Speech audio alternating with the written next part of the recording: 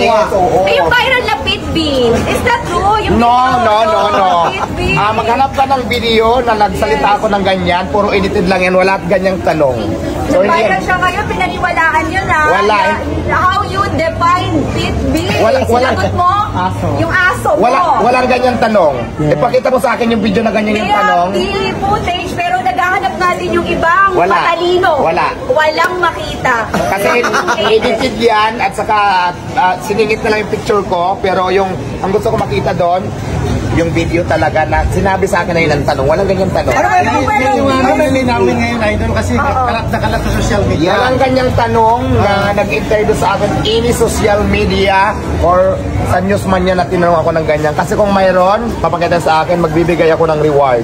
Sa tingin mo ba, what is the reason naglalabasan na yung mga ganitong false interview?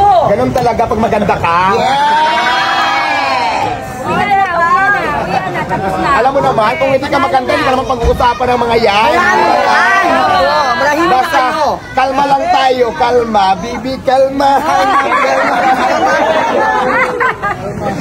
Okay, so, diba? Enjoy lang natin yung buhay natin. Diyos ko, alam mo ba, ang sarap kaya mabuhay na nakangiti. Kaysa parang galit ka sa mundo na hindi ka naman ilaano, di ba?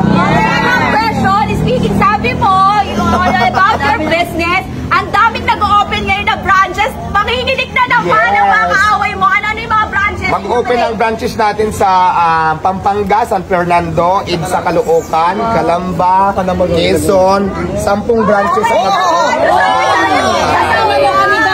at hindi lang Diwata para sa mag-open. Meron tayong mga kiosk na Diwata Sumay, Diwata Spaghetti, Diwata Hotdog, and Diwata Sukulit.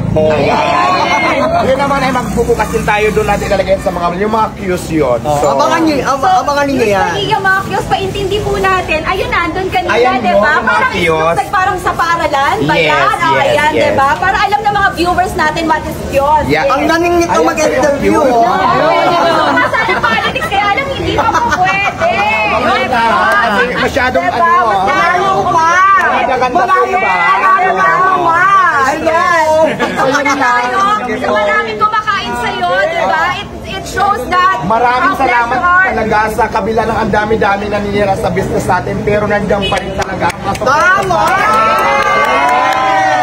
nakita nyo naman, di ba, kahit anong sira nila dito, live tayo ngayon dito. Kung anong date ba ngayon? October 16, alas 3 ng hapon, Quezon City branch. Sabi nila wala nang kumakain, pero ano bang makikita nyo? Ayan o, dami kumakain mga rito.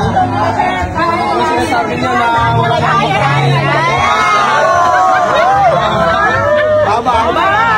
Ay, sabi mo na, mama. Pwede ba ipakita mo yung sayaw ng para sa mga basher? Bibi, kalma lang tayo, di ba?